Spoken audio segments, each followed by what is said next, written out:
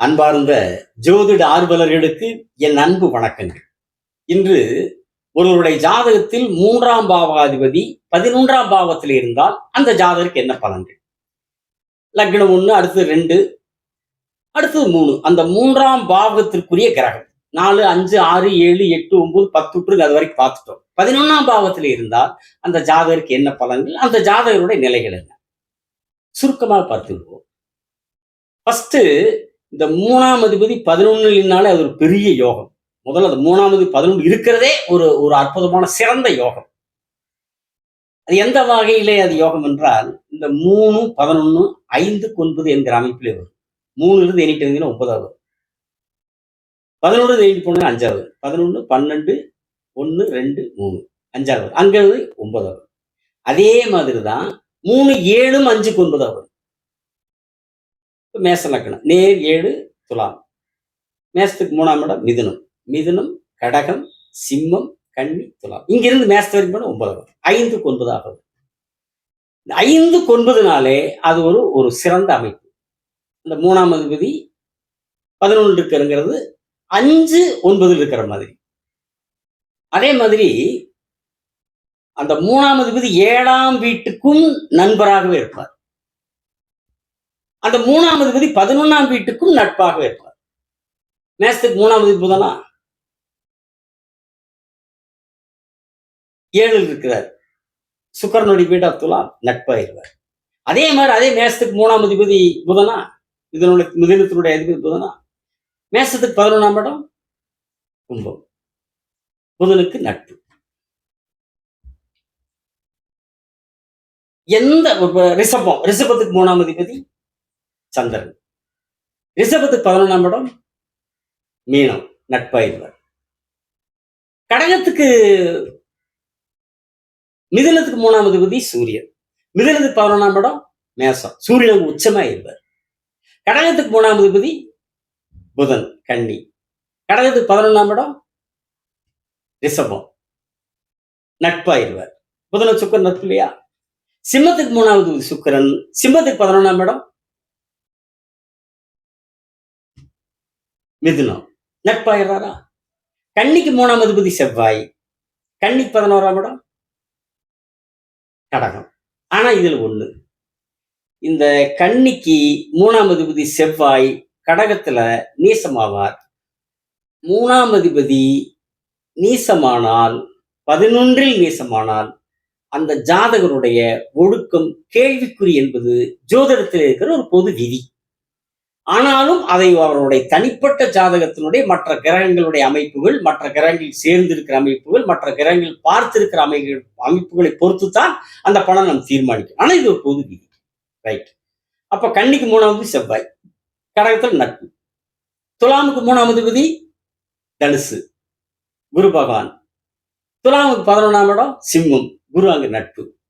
விருச்சிகத்துக்கு 3ஆம் அதிபதி மகரம், சனி பகவான். விருச்சிகத்துக்கு 11ஆம் அதிபதி கன்னி, செவ்வாய் அங்கு சனி அங்கு நட்பு. தனுசுக்கு 3ஆம் அதிபதி அதே சனி பகவான், கும்பத்தினுடைய அதிபதி. தனுசுக்கு 11ஆம் இடம் துலாம், அங்க சனி சுக்கரனோட நட்பு, உச்சம் ஆவார். மிதுனத்துக்கு 3ஆம் அதிபதி சூரியன் மேசத்துல 11ஆம் இடத்துல நட்பு, உச்சம்.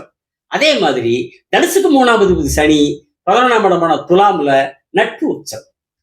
மகரத்துக்கு 3ஆம் அதிபதி குரு பகவான், மகரத்துக்கு 11ஆம் இடம் விருச்சகம், நட்பு. கும்பத்துக்கு 3ஆம் இடம் மேசம், மேசத்தினுடைய அதிபதி செவ்வாய் 11 எங்க தனுசுல, நட்பு.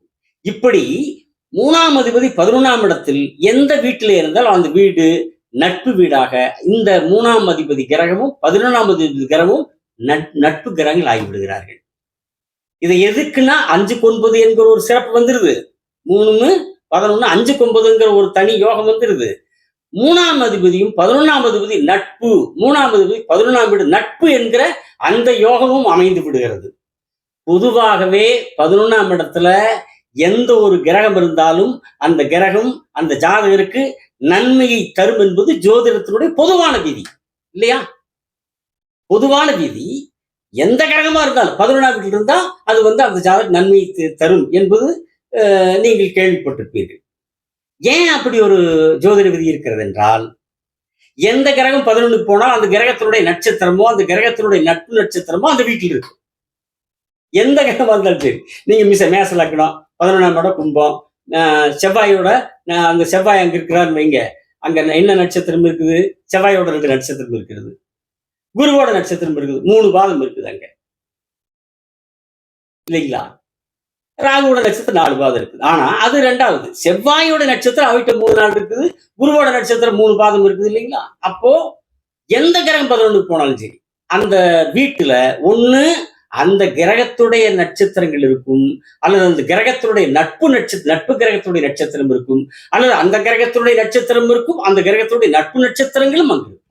அதனாலதான் ஜோதிடத்துல காலங்காலமாக சொல்லப்படக்கூடிய ஒரு பொதுவான விதி, 11ஆம் பாவத்தில் எந்த கிரகம் இருந்தாலும் அந்த கிரகம் அந்த ஜாதகருக்கு நன்மையை தரும், நல்ல பலன்களை, யோக பலன்களை தரும் என்பது ஜோதிட விதி, காலங்காலமா இருக்கிறது. அப்படிப்பட்ட விதி இருக்கிற அமைப்புல 3ஆம் அதிபதி 11ஆம் இடத்துல நட்பாகவே போய் அமைகிற போது, 11ல எந்த கிரகமா இருந்தாலும் நன்மை என்கிற போது, நட்பு கிரகமே வந்து அந்த வீட்டில் உட்கார போது அந்த ஜாதகருக்கு எவ்வளவு ஒரு யோகத்தை தரும் என்பதை நீங்கள் யூகித்து பாருங்கள். அதுல 5க்கு 9ஆம் வந்து அமைஞ்சிருது. அதுல இன்னொரு சிறப்பு என்னன்னா, எந்த ஒரு மனிதனாக இருந்தாலும் அந்த மனிதனுடைய முயற்சியை, திறனை, செயலாற்றலை தீர்மானிப்பது 3ஆம் அதிபதி. அது எந்த ஜாதகமா இருக்கு, ஆம்பளையோ பொம்பளையோ, அது உலகத்துல எந்த மூலையில் வாழ்றவங்களா இருக்கட்டும், அவங்க எந்த அளவிற்கு முயற்சி எடுப்பார்கள், எந்த அளவுக்கு செயல்படுவார்கள், அவருடைய செயல் திறன் என்ன என்பதை தீர்மானிப்பது 3ஆம் அதிபதி. 11 எந்த ஜாதகராக இருந்தாலும் அவருடைய எண்ணங்கள் எந்த அளவுக்கு நிறைவேறும், ஆசைகள் எந்த அளவுக்கு நிறைவேறும். எல்லா மனிதருக்கும் ஒவ்வொரு ஆசைகள் இருக்கும், எத்தனையோ வகையான ஆசைகள். அது பணம் சம்பாதிக்கிறதா இருக்கட்டும், வீடு கட்டுறதா இருக்கட்டும், குழந்தை குட்டியில வளர்த்துறதா இருக்கட்டும், ஸ்கூல்ல பள்ளிக்கூடத்தை விட்டு சேர்த்துறதா இருக்கட்டும், ஏதாவது பிசினஸ் பண்ண எத்தனையோ ஆசைகள். கோயில் குளத்துக்கு போகணும், நாடு பூரா சுத்தணும், உலகம் பூரா சுத்தணும், எப்படியோ ஆசைகள். வெளிநாடு போய் வேலை செய்யணும், இந்த மாதிரி எப்படி உள்ளூருக்குள்ளேயே நம்ம வந்து பெரிய பங்களா கட்ட எப்படியோ ஆசைகள் இருக்கு. ஒவ்வொருத்தருக்கு நம்மளுக்கு அளவான வீடு, நம்மளுக்கு ஒரு சொந்த வீடு வாழ்றதுக்கு, சவுத்துக்கு இல்லைங்கிறது இல்லை, துணிமணிக்கு இல்லைங்கிறது இல்லை, நம்மளுக்கு போதும் அப்படிங்கிறதும் இருக்கு. எப்படியோ ஒவ்வொரு மனிதனுடைய ஆசைகள் இருக்கும். ஆனால் எந்த அளவுக்கு எந்த ஒரு மனிதனுடைய ஆசைகளும் நிறைவேறும் என்பதை தீர்மானிக்கிற இடம் அந்த 11ஆம் இடம். அந்த 11ஆம் இடத்தினுடைய 11ஆம் இடத்தினுடைய அதிபதியை பொறுத்துத்தான் அந்த ஜாதகருடைய திருப்தி உணர்வு இருக்கும். எந்த அவங்க நினைச்சது, நம்ம இது நினைச்சோம், எந்த அளவுக்கு நடந்திருக்குதப்பா, வாழ்க்கையில் இப்படி வரணும்னு, இப்படி செய்யணும்னு நினைச்சோம், சரி இந்த அளவுக்கு வந்திருக்கிறோம், அல்லது இன்னும் வேணும், அல்லது போதும், எதை அப்படி அந்த அந்த நிறைவை தீர்மானிக்கிறது 11ஆம் இடம். ஆசைகள் நிறைவேறிய இடம். இன்னும் சொல்ல போனால் வெற்றியை தீர்மானிக்கிறது 11ஆம் இடம். அப்போ ஒரு மனிதனை இயக்கக்கூடிய, செயல்படுத்தக்கூடிய 3ஆம் அதிபதி போய் வெற்றியை தீர்மானிக்கிற 11ஆம் இடத்துல இருக்கிறார், நட்பு வீட்டில் இருக்கிறார் என்றால் இதுக்கு மேல நான் சொல்ல வேண்டியது இல்லை. எல்லாத்தையும் நீங்களே யூகிச்சிடலாம். எந்த முயற்சி எடுத்தாலும் அந்த ஜாதகருக்கு வெற்றி வெற்றி வெற்றி, சக்சஸ், வெற்றி அடைவார். லக்னாதிபதி மட்டும் வலுவாக இருந்துட்ட போதும். லக்னாதிபதி மட்டும் வலுவாக இருந்து 3ஆம் அதிபதி 11ல இருந்து வேறு எந்த கிரகம் லக்ன அசுபர்கள் கெட்ட கிரகம் சேராம பார்க்காம இருந்து 11ஆம் அதிபதியும் எந்த வகையிலையும் பாதிக்கப்படாமல் இருந்து விட்டால் அந்த ஜாதகர் நினைத்ததையெல்லாம் சாதித்து விடுவார், வெற்றி அடைவார். அவர் என்ன லட்சியத்தை இதயத்தில் ஏற்றுக்கொள்கிறார்களோ அந்த லட்சியத்தில் வெற்றி அடைவார். அவருடைய லட்சியத்தின் கொடியை உயர உயர தூக்கி பிடித்து பறக்க விடுவார். எந்த வகையில் லக்னம் நல்லா இருந்து, லக்னாதிபதி நல்லா இருந்து, 11ஆம் அதிபதி நல்லா இருந்து, இந்த 3ஆம் அதிபதி அங்கு உட்கார்ந்து வேற எந்த கெட்ட கிரகம், நல்ல கிரகம் பார்க்கலாம், லக்ன சுபர் பார்க்கலாம், சேரலாம். லக்ன அஸ்பரோ, இந்த ராகுக்கு இந்த மாதிரி 6, 8ஆம் அதிபதி இதெல்லாம் எதுவும் இல்லாமல் இருந்தால் அவர் தான் கொடுத்து வச்சவங்க. 3ஆம் அதிபதி 11 இருந்தாலே பெரும்பாலும் கொடுத்து வச்சவங்க தான், பெரும்பாலும் நல்லது நடக்கும். ஆனால் அவருடைய வெற்றியின் உயரத்தை, அவருடைய லட்சியத்தினுடைய நிறைவை எந்த அளவிற்கு உயர்கிறார்கள் என்பதற்கு இந்த எல்லா அமைப்புகளும் இருக்கிற சிறப்பை பொறுத்து அந்த ஜாதகருடைய சமூக வாழ்க்கையினுடைய சிறப்பு, அவருடைய ஆசைகள் நிறைவேறுதலின் சிறப்பு அமைந்துவிடும். அப்படி ஒரு யோக அமைப்பு இந்த 3ஆம் அதிபதி 11 இருக்கிறது. ஏதாவது ஒரு செயல சிறப்பாக வருவாங்க. அதுக்குள்ளே 11லையுமே பதவி இருக்குது, அதிகாரம் இருக்குது, அரசியல் இருக்கிறது, இந்த அறக்கட்டளை அறக்கட்டளை அமைப்பு இதெல்லாம் இந்த 11 சங்கம் எந்த சங்கமா இருந்தாலும் சரி, ஏதாவது ஒண்ணுலயும் அது எப்படி பிரபலமா இருப்பாங்க. இந்த நான் சொல்லக்கூடிய இந்த 11ஆம் இடம், 3ஆம் அதிபதி, 11ஆம் அதிபதி, லக்னாதிபதி இவர்கள் எல்லாம் சிறப்பாக இருந்து தசையும் கெடுக்காத தசை, நல்ல தசையா இருந்துட்டா எண்ணுகிற எண்ணமெல்லாம் நிறைவேறும். அப்படிப்பட்ட ஒரு அற்புதமான அமைப்பு. சிறந்த அறிவாற்றல் உள்ளவராக இருப்பார்கள். சிறந்த அறிவாற்றல் இருக்கும், சிறந்த செயலாற்றல் இருக்கும், சிறந்த முயற்சி இருக்கும், விடாமுயற்சி இருக்கும். அப்புறம் இன்னொன்னு அவரு போகத்துக்கும் பேசி எல்லா வகையிலான அமைப்புகளிலேயும் 3ஆம் அதிபதி 11ஆம் பாவத்தில் இருந்து எந்த வகையிலேயும் பாதிப்படையாமல் லக்னாதிபதி நன்றாக இருந்து தசையும் யோக தசையாக ரொம்ப பெருசா கூட வேண்டாம், ஒரு கெடுக்காத தசையா இருந்தாலே போதும், ஓரளவுக்கு சாதகமான தசையாக இருந்தாலுமே அந்த ஜாதகர் மிகப்பெரிய உயர்வை அடைவார். நல்ல புகழையும் அது பணம் இருக்குதுங்க, அது புழங்கிட்டே கிடக்கு, பணமாவே புழங்கு. மற்ற அமைப்பு கூட நான் சொல்லியிருப்பேன், பொருள் வந்துச்சுன்னா பணம் வந்துச்சுன்னா அதை பொருளா மாத்திரணும், பொருளா வச்சிருக்கணும், அப்பதான் அது கொஞ்சம் பாதுகாப்பா இருக்கணும். இது அப்படி இல்லை, பணமாவே கிடக்கும். சும்மா வர்ற லாபத்தையெல்லாம் பணமா வச்சிருப்பாரு. நான் சொல்லக்கூடிய அமைப்பு மிக சிறப்பாக இருந்துட்டால் லாபஸ்தானம், அவர் எடுக்கிற முயற்சியெல்லாம் வெற்றி அடையும், லாபம் அடையும். அந்த அவருடைய தனிப்பட்ட ஜாதகத்தினுடைய அமைப்பின்படி அவர் எந்த துறையில் இருக்கிறார், அது என்ன வியாபாரமாகட்டும், அரசு வேலையா இருக்கட்டும், அரசியலா இருக்கட்டும், அல்லது ஒரு பெரிய தொழிற்சாலை நடத்த எதுவாக இருக்கட்டும், அல்லது ஒரு ஒரு ஒரு ஒரு தனியா ஒரு தொழில் நிறுவனம் நடத்துறதா இருக்கட்டும், எதுவா இருந்தாலும் சரி, இந்த அமைப்பு மட்டும் எல்லா அமைப்பும் நல்லா இருந்துச்சுட்டா எல்லாவற்றிலேயும் லாபம், வெற்றி, சிறப்பு, ஆசைகள் நிறைவேறும்.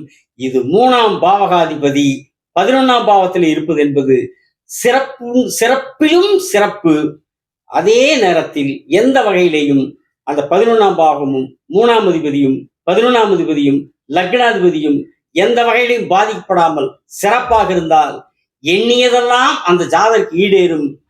வெற்றி அலைகளில் மிதப்பார், ஆசை அலைகள் நிறைவேறும், மகிழ்ச்சியின் உச்சாணியிலே மிதந்து கொண்டிருப்பார்.